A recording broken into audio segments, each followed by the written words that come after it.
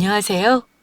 친구와 서울 강남에서 창호 방수 건축자재 수출과 해외 인력 파견 무역업체를 운영하고 있는 44살 남성입니다. 오늘 청취자분들에게 전해드릴 이야기는 5년 전 제가 사업에 실패한 뒤 아내와 이혼하게 된 사연입니다. 사업에 실패하자 기다리기라도 했다는 듯 그동안 저 몰래 만나왔던 남자에게 떠나버린 아내. 친구 도움으로 마음을 추스르고 제가 다시 사업을 일으켰을 때 회사 회식 자리에서 다시 우연히 얼굴을 마주하게 된 그 여자. 그 사람과의 사연. 그럼 시작하겠습니다. 저는 대학을 졸업할 때까지 어려운 가정 형편에서 자랐습니다. 하지만 부모님 두 분 모두 인자하시고 마음씨 따뜻한 분들이셨습니다. 제가 고등학교에 입학하자 얼마 안 돼 아버지께서 앓고 계시던 지병으로 생을 달리하셨습니다. 그래서 말할 것도 없이 가정 형편은 더 어려워졌지만 그 어려웠던 가정 형편이 도리어 제가 큰 방황 없이 서울에 있는 한 유명 대학 경제학과에 진학할 수 있는 큰 동기가 돼줬습니다. 배우고 또 배워서 훌륭한 사람은 아니어도 적어도 제 능력으로 어머니를 모시고 저 역시 행복한 가정을 꾸리겠다 생각하게 된 것이죠. 그렇게 저는 아버지가 남겨주신 돈과 어머니의 희생으로 큰 탈 없이 대학 공부를 마칠 수 있었습니다. 저는 대학 졸업을 앞두고 회계사 시험을 준비할 건지 아니면 일반 회사에 입사할 건지 고민에 빠졌습니다. 전공을 살려 회사에 취직해 돈벌이를 할 것이냐, 아니면 아르바이트를 해가면서라도 회계사 시험을 준비할 것이냐 고민에 빠졌던 거죠. 오랜 고심 끝에 결국 저는 서울 방배동에 본사를 두고 있는 한 무역회사 회계부서에 입사하기로 결정했습니다. 회사에서 한 2년 정도 일했던 때였을까. 중학교 때부터 막역한 친구 사이로 지내던 동수가 회계사 시험에 합격했다는 소식을 동기들로부터 전해 듣게 됐습니다. 학창 시절 제가 삐딱해지려고 어긋나려 할 때마다 제 정신적 지주가 돼준 동수였기 때문에 저는 동수의 회계사 시험 합격 소식을 듣고 마음을 다해 축하해줬습니다. 합격 소식을 들은 뒤 저는 지금은 서로 바쁠 때니까 몇 달 뒤라도 좋으니 다음에 만나서 꼭 밥 한번 먹자. 동수에게 메시지로 전화했었죠. 5년 정도 꾸준히 회사에 나가 일하고 보니 서당계 3년이면 풍어를 읊는다고. 회사가 그 많은 직원을 고용했으면서도 거대한 이익을 남기는 방법이 눈에 선하게 보이더군요. 틀이라면 틀이라고 할 수 있고 룰이라면 룰이라고 할 수 있는 어떤 일정한 패턴 같은 게 눈에 보이기 시작한 겁니다. 주말에 동수를 만나 함께 점심 식사를 하던 자리였습니다. 동수야, 무역인이 수출입이니 그거 어려운 거 아니더라. 내가 생각했던 것보다 훨씬 단순해. 생각 같아서는 지금이라도 회사 퇴사해서 무역회사 하나 차리고 싶다. 충분히 승산이 있을 것 같아. 승산? 아이고 인간아, 정신 좀 차려라. 회사 5년 다니면서 몇십억이라도 벌어놨냐? 아무리 좋은 아이템 컨텐츠라도 결국은 돈이야. 자본이라고. 회사 설립하고도 남아도는 자본금 없으면 그 사업 몇 년 못 간다. 나도 알아. 아니까 더 답답한 거지. 아휴, 몇 년이라도 더 모아서 꼭 회사 하나 차리고 싶다. 크지는 않아도 내 사업, 내 사람들이랑 눈치 안 보고 마음 편히 일할 수 있는 회사. 사람 생각이 다 거기서 거기지 뭐. 너만 그렇겠냐? 그래서 만약에 회사 설립하면 어떻게 하고 싶은데? 어, 여러 가지 알아봤는데 그중에서 창호 방수 건축 자재를 해외 수출하는 게 계속 눈에 띄더라고. 유럽, 북미, 남미 할 것 없이 창호 방수 건축 자재 질만 좋으면 어느 나라든 가릴 것 없이 수입해 쓰는 것 같더라. 수요는 충분한데 자기들 나라에서 그만큼 공급을 못하고 있으니까 질 좋고 가격 싸면 이것저것 따지고 될 것 없이 무조건 가져다 쓰더라고. 괜찮네. 회사 다니면서 한 3년도 일 배워봐. 무역일 배우면서 틈틈이 네가 말한 사업 아이템 공부하고 아껴 쓰면서 돈 충분히 더 모아두면 네 말대로 크지는 않아도 작은 무역회사 하나는 차릴 수 있을 거다. 그쯤 되면 나도 분명히 뭔가 너 도와줄 수 있는 게 있을 거야. 동수를 만나 사업 이야기를 나누고 조언을 들었습니다. 저는 그동안 제가 해온 잘못된 소비 습관을 버리고 더 많은 돈을 저축하기 시작했습니다. 재테크, 주식 투자 등등 위험이 따르는 투자 모드를 정리했고 낮은 금리였지만 적금을 들어 돈을 모으기 시작했습니다. 회사에 입사한 지 10년 되던 해, 저는 제 회사 설립 준비를 모두 마치고 마침내 저는 회사에서 퇴사하게 됐습니다. 생각해온 대로 창호 방수 건축자재 수출입을 전문으로 하는 무역회사를 설립하게 된 거죠. 회사를 설립하고 한참 바쁜 나날을 보내던 중이었습니다. 대학 선배가 운영하고 있던 무역회사에 들러 선배에게 인사도 드리고 회사 운영에 관한 조언도 들을 겸 선배 회사에 방문한 날이었습니다. 아내는 회사 대표인 선배의 비서로 일하고 있던 사람이었습니다. 미인이라고 할 수는 없었지만 어딘가 사람을 끌리게 하는 개성 강한 여자였고 말끔하게 잘 차려입은 옷과 옷맵시 역시 눈에 띄는 매력적인 여자였습니다. 잠깐 데스크에서 마주치고 이야기 나눴을 뿐인 사람이었지만 왜 그랬던지 선배에게 인사하고 조언을 듣는 동안에도 계속해서 아내 얼굴이 머릿속에서 떠나지 않았습니다. 선배와 미팅을 마친 저는 사무실에서 나와 데스크 앞에 앉아 일하고 있던 아내에게 명함 한 장을 건네고 제 회사로 돌아왔습니다. 시간 되실 때 한번 연락 주시면 감사하겠다 말하고 말이죠. 공장 직원의 기계 조작 미숙으로 공장 기계 한 대가 멈춘 날이었습니다. 기계 한 대가 제품을 생산하지 못하고 놀고 있으니 다른 라인 기계의 사람들은 숨에 벅찰 정도로 여기저기 뛰어다녀야 했던 날이었죠. 센터에 내려가 직원들을 도와 일하고 있는데 아내에게서 전화가 왔습니다. 이번 주 금요일 저녁에 잠시 뵐 수 있냐면서 말이죠. 저는 좋다 대답했고 메시지로 만날 장소와 시간을 적어보냈습니다. 아내는 제가 생각했던 그대로 개성적이고 매력 넘치는 여자였습니다. 외형뿐 아니라 성격도 그랬습니다. 나이는 저보다 8살이나 어렸지만 여러 사회 경험을 해봤던지 다양한 소재로 다양한 이야기를 재미있게 할 줄 아는 여자였습니다. 무뚝뚝한 저와는 달리 말 잘하고 웃음이 많은 아내에게 본능적으로 끌렸고 금요일 저녁 식사 후에 몇 번 더 아내를 만나 데이트하고 정식으로 교제를 시작했습니다. 아내는 지방의 한 전문대 비서학과를 졸업한 사람이었습니다. 당시에 아내가 선배 회사 비서로 일하고 있지 않았다면 아내는 못할 일을 하고 있거나 연예계 관련 일을 하고 있지 않았을까 혼자 상상할 때가 있었습니다. 171cm나 되는 키였고 또 어찌나 옷맵시가 좋은지 아내와 함께 큰 광장이나 거리를 걸어 다니면 남자들은 물론 여자들까지 아내에게서 눈을 떼지 못할 정도였죠.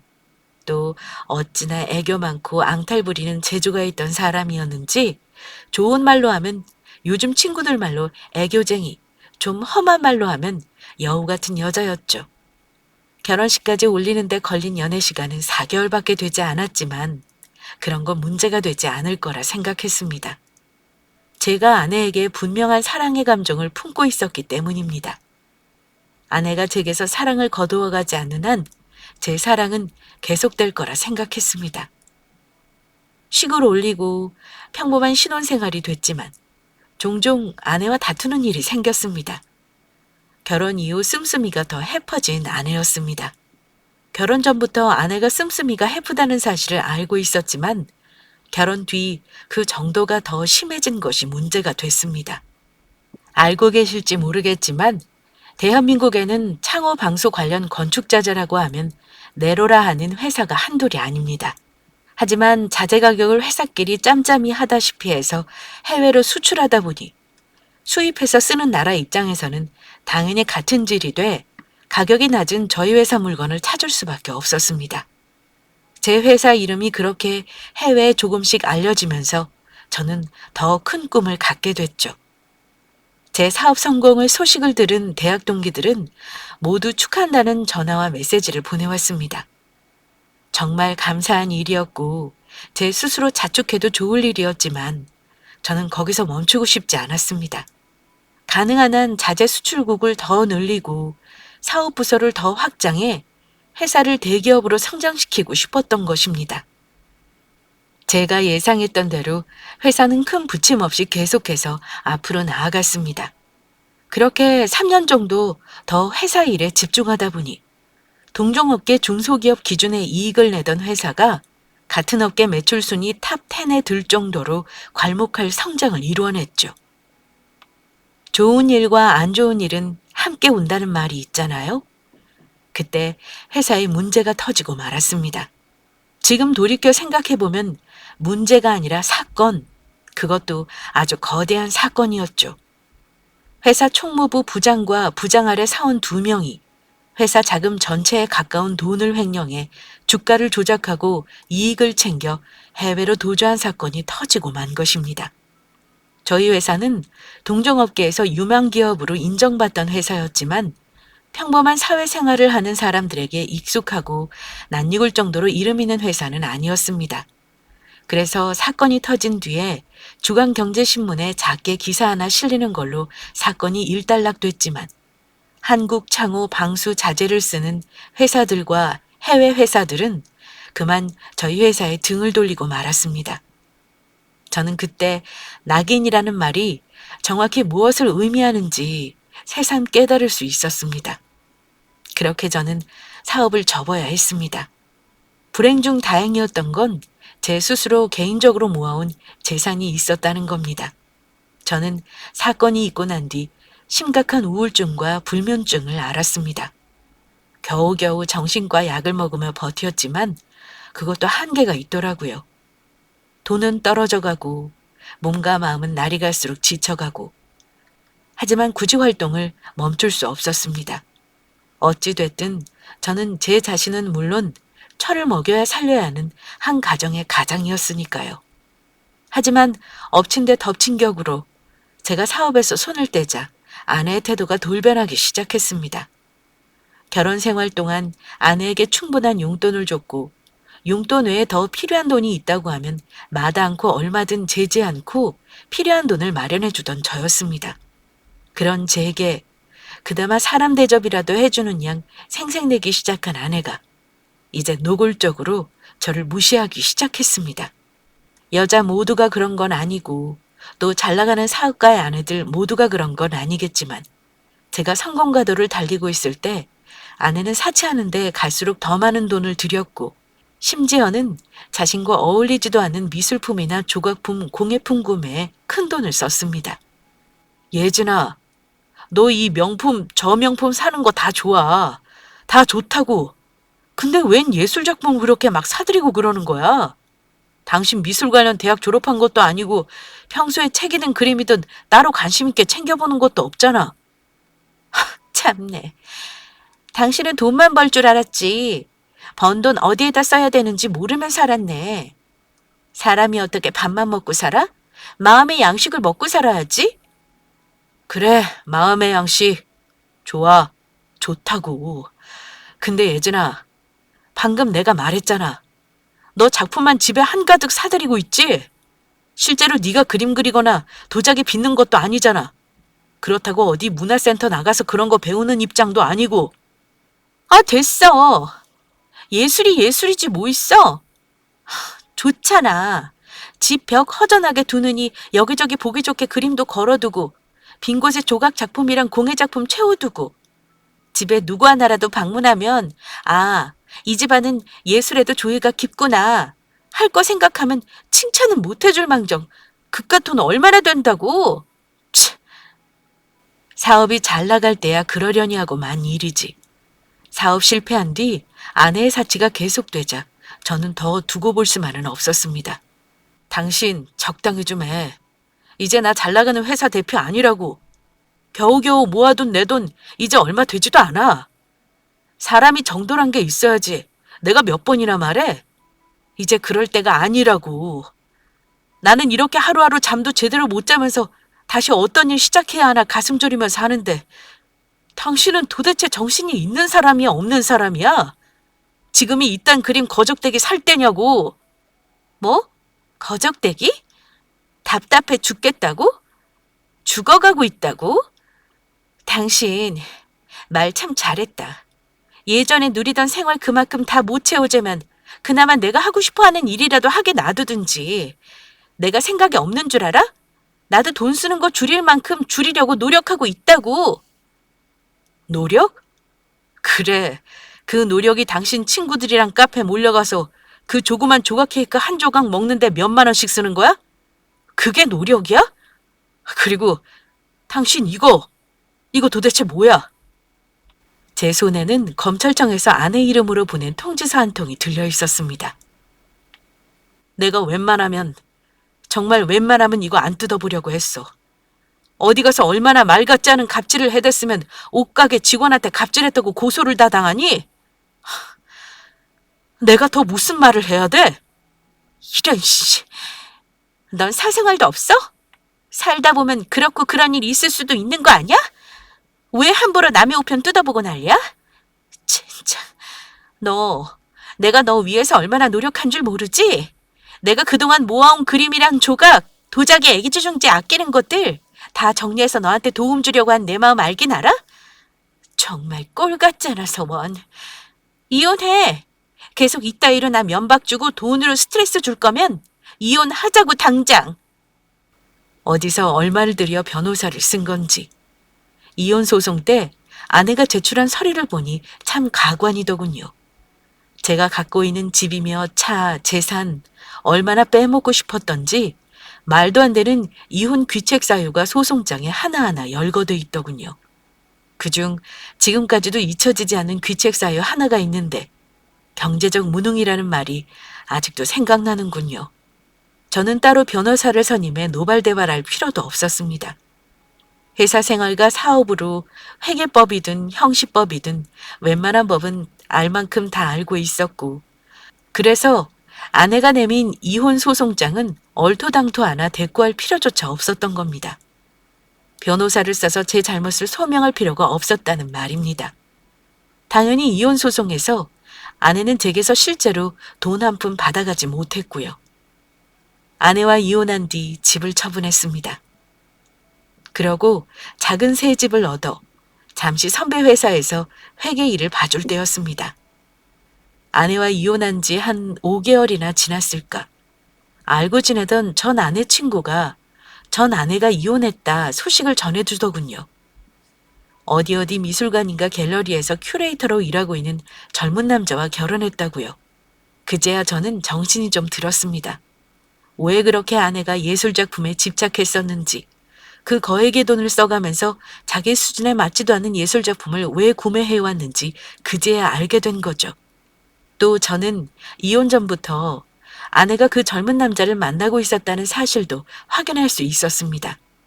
아내가 사들인 예술작품 모두가 그 남자가 일하고 있던 갤러리에서 판매되고 있던 작품들이었고, 아내가 사용한 신용카드 지출 내역을 보니 갤러리 근처에는 카페나 식당에서 신용카드를 쓴 아내였습니다. 연인이나 부부가 기분을 내거나 기념일일 때 어쩌다 한번 갈까 말까한 서울 한 유명 호텔에서도 떳떳하게 몇 번 신용카드를 긁은 게 전 아내였습니다. 그 사실을 알게 된 저는 마음이 복잡해졌습니다. 아내가 저 모르게 해온 짓이나 거액의 돈을 들여 명품과 예술품 같은 것에 사치해온 사실에 대해 이혼 소송은 끝났지만 어떤 수를 써서라도 보상받을 수 있을 것 같았거든요. 하지만 저는 마음을 고쳐먹고 그러지 않기로 했습니다. 인간 같지 않은 인간을 인간이라고 여기고 대접해온 제 자신이 한심하게 느껴졌기 때문입니다. 눈에는 눈, 이에는 이라는 말이 있지만 또 돼지 눈에는 돼지만 보인다는 말도 있지 않습니까? 더 돼지만도 못한 전 아내에게 돼지나 괴물이 돼 사건을 만들고 싶지 않았습니다. 선배 회사에 나가 일하고 퇴근할 때면 종종 소주 한 병씩 사들고 집에 돌아와 마시던 저였습니다. 집 보일러실에는 한 병, 두 병, 세 병, 소주병이 쌓여가기 시작했고 소주병을 치우는데 큰 비닐봉지 5장이 필요할 정도가 됐습니다. 모순된 말이긴 하지만 저는 월급으로 받은 돈 일부를 건전하게 주식으로 까먹기도 했습니다. 내가 지금 왜 이렇게 살고 있는 걸까? 무슨 의미로 살아서 꼴딱꼴딱 겨우겨우 숨만 쉬고 있는 걸까? 스스로에게 묻지 않을 수 없었습니다. 그러고 고향에 계신 부모님을 생각해서라도 틀어지고 어그러진 생활을 바로잡아야겠다 생각하게 됐습니다. 그런 깨달음이 있었지만 생활에 큰 변화가 생긴 건 아니었습니다. 선배 회사에 나가 일하고 퇴근하고 다만 한 가지 분명히 변화한 게 있다면 적적할 때 술로 마음을 달래는 대신 사업 실패나 인간관계에서 실패한 사람들이 마음을 추스르고 다시 정상에 오르기까지의 경험을 기록한 자기계발서를 찾아 읽기 시작했다는 겁니다. 그렇게 조금씩 마음을 가다듬으며 시간을 흘려보내고 있던 어느 날, 마침 미국의 한 주식회사에서 일하고 있던 동수에게 전화가 걸려왔습니다.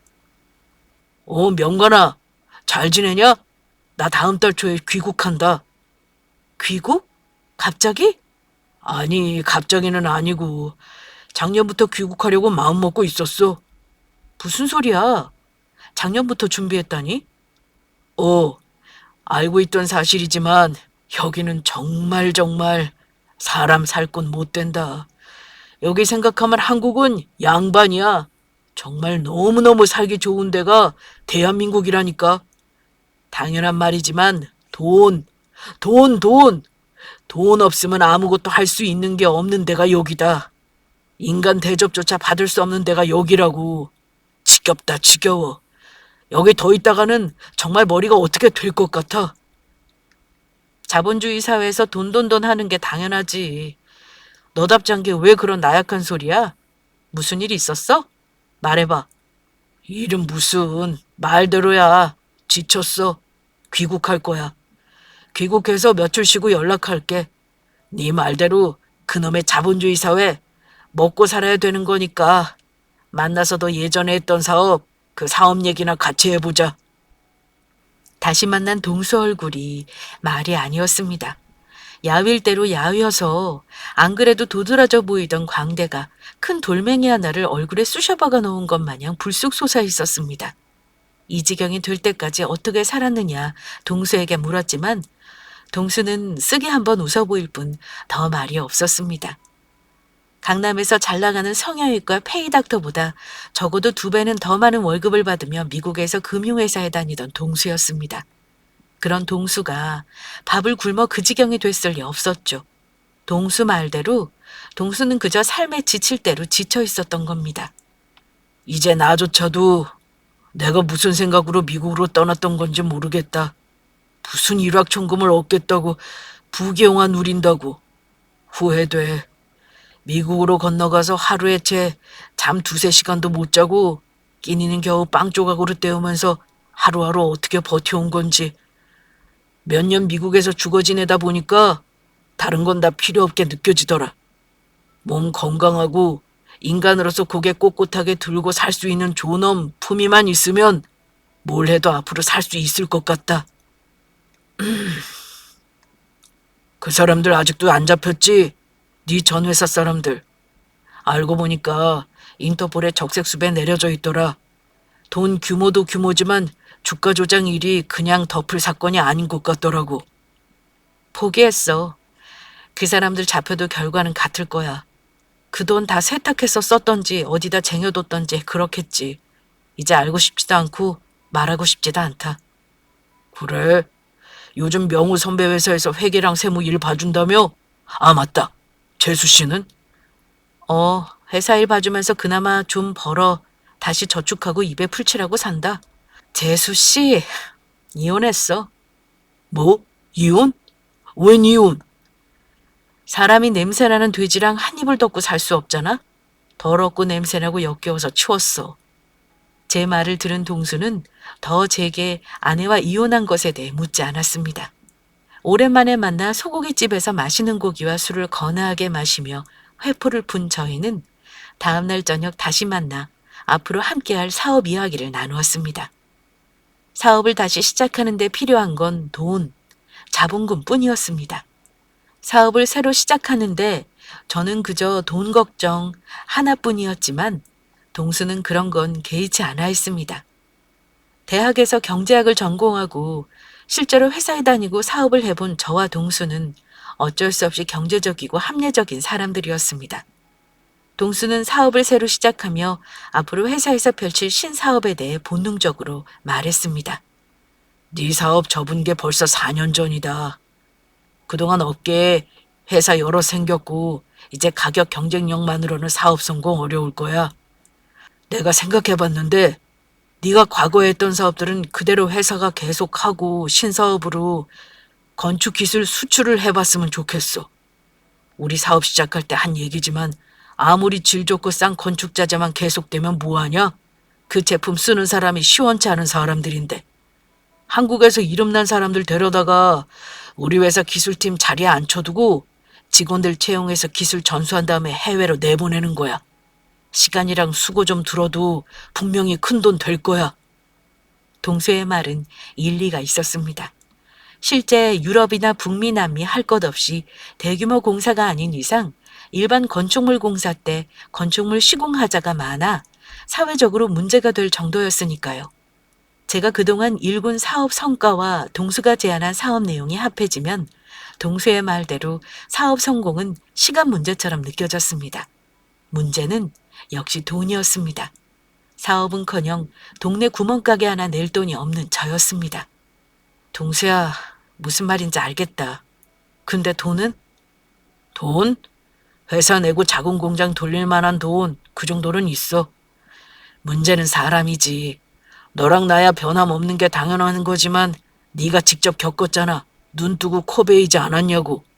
직원 채용할 때 속고 또 속가서 좋은 사람들 채용해야 돼. 그래야 너도 나도 산다.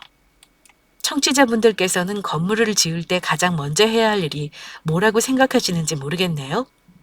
건물을 올릴 때 가장 먼저 해야 하고 또 가장 중요한 건 건물 도면입니다. 길이, 넓이, 부피, 압력, 내력 등등. 상세하고 세밀하게 적힌 도면을 따라 땅을 파고 골조를 심고 건물을 세우는 것이죠.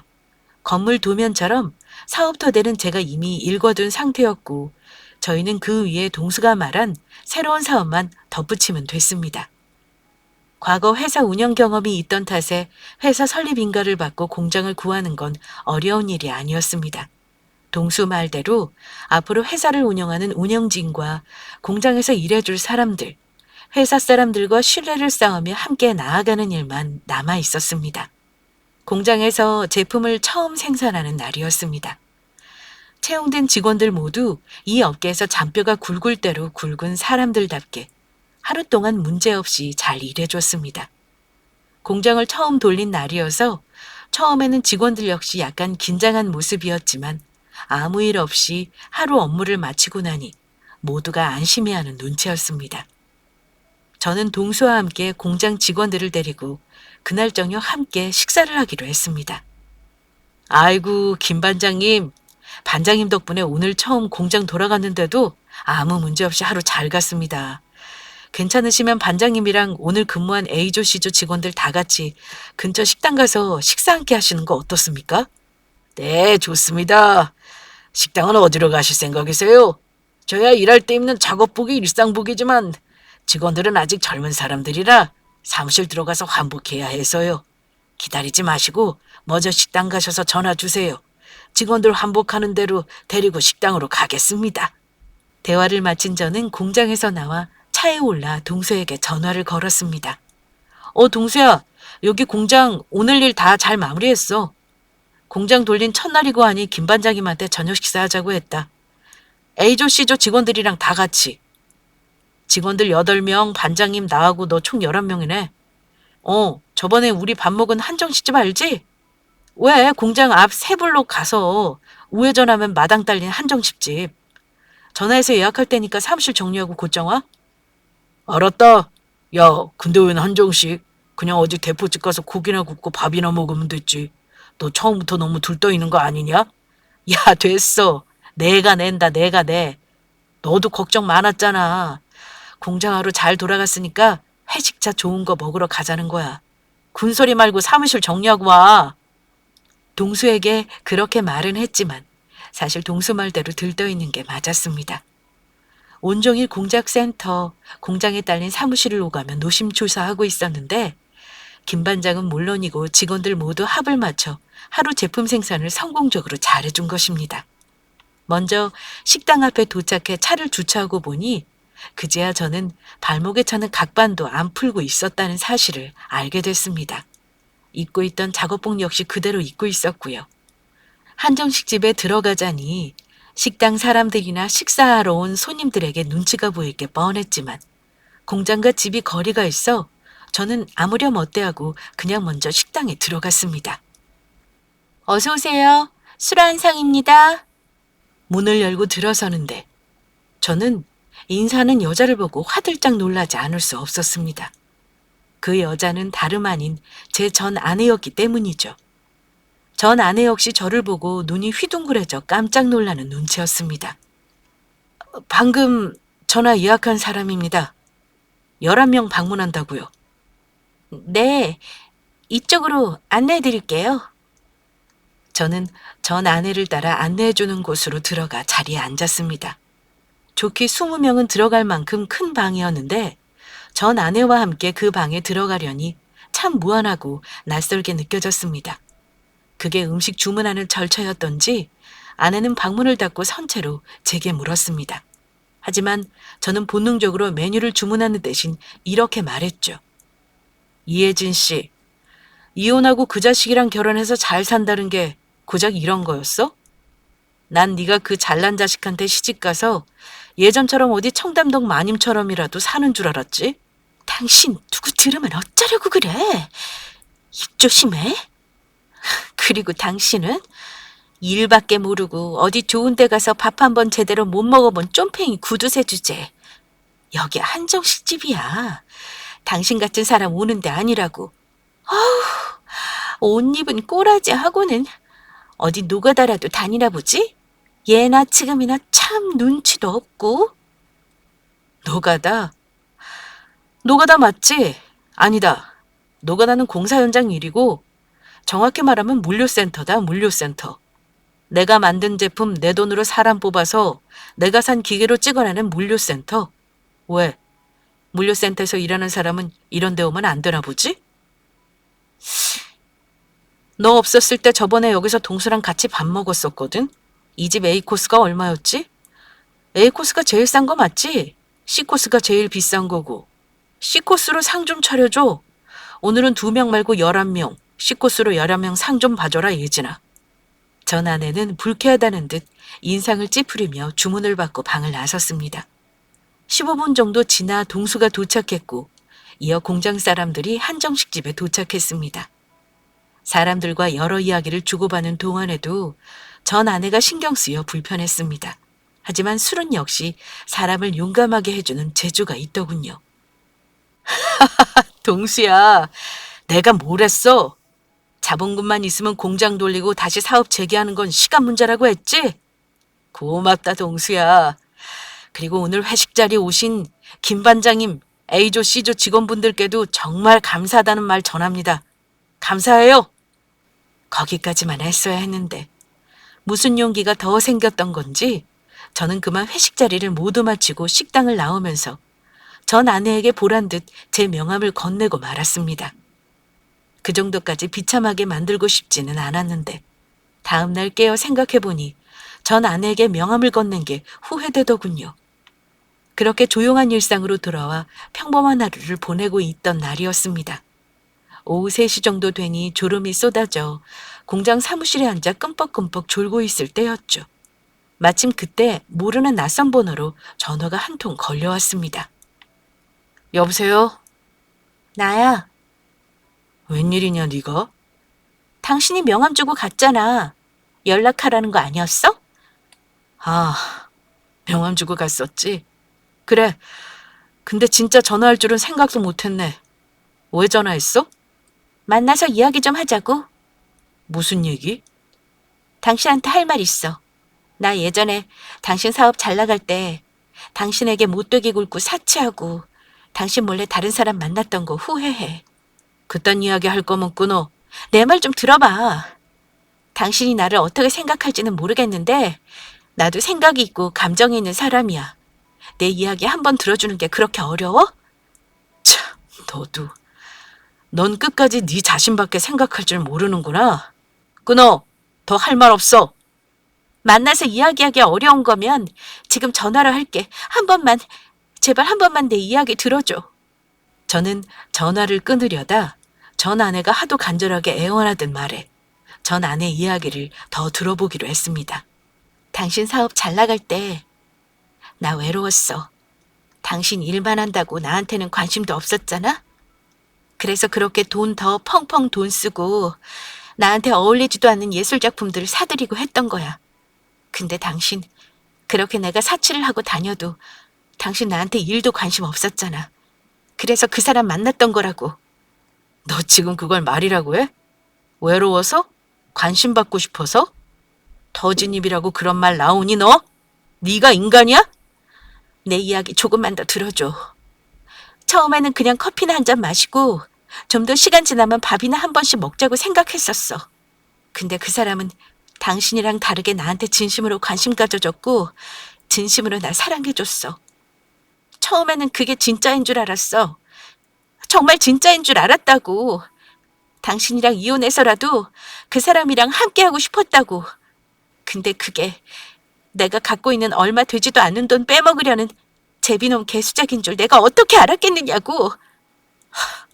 진짜 너도 참. 미술관 큐레이터 어쩌고 저쩌고. 예진아, 그만하자. 너도 비참해질 만큼 비참해졌고 나도 이제 더 그 꼴 못 보겠다. 그만 끊자. 연락하지 마. 네가 어디에서 일하든 네 벌이하고 네 그 잘못된 생각이랑 마음 고쳐먹고 잘 살길 바랄 뿐이다. 끊어! 잠깐만. 예진아, 누가 들으면 너 세상 모진풍파 산전수전 다 겪은 사람인 줄 알겠다. 이예진, 잘 들어. 너 젊은 제비자식 만나서 그냥 사기당한 거야. 그냥 보통 사람들이 겪는 괴로움 10분의 1, 아니 10,000분의 1도 안 되는 괴로움 겪었다고 세상 일 다 겪은 것처럼 말하지 마. 네가 지금 말한 이야기 5-6살 먹은 애들이 하는 투정이야, 투정. 눈앞에 보이는 장난감 당장 안 사준다고 마트 바닥에 누워서 울고불고 징징거리는 애들 투정이랑 하나도 다를 게 없다고. 애들 투정처럼 네가 바라는 건 하나지. 다시 시작하자고. 2번 다시 연락하지 마. 그때는 네 더러운 인간성 내가 못 참고 무슨 짓을 할지 모르니까. 알았어? 끊는다. 전화를 끊고 보니 처음에는 불쾌한 감정 때문에 몸을 어디에다 두어야 할지 모르겠더군요. 하지만 하루 이틀 차분히 시간을 보내고 보니 마음 한켠이 후련해졌습니다. 스스로 한 말에 제 발목이 묶이고 자신 스스로 무덤을 판 사람에게 더 베풀 아량 같은 건 존재하지 않았습니다. 이후 몇 번 더 전 아내는 제게 전화를 걸어왔지만 전 전화를 받지 않았습니다. 무슨 사정이었던지 한 달 지나서는 전 아내가 동수한테 전화를 걸어 제가 자신 만나는 곳 좀 설득해달라고 사정사정 부탁을 했다고 하더군요. 물론 이후 동수 역시 전 아내의 연락을 받지 않았고 더는 전 아내와 연락이 닿지 않았습니다. 5년 전 아내와 이혼하고 다시 사업을 일으킨 뒤 저는 가끔 진짜 친구, 진짜 우정, 진짜 의리, 진짜 사랑이 뭐냐고 스스로 묻고 스스로 답할 때가 있습니다.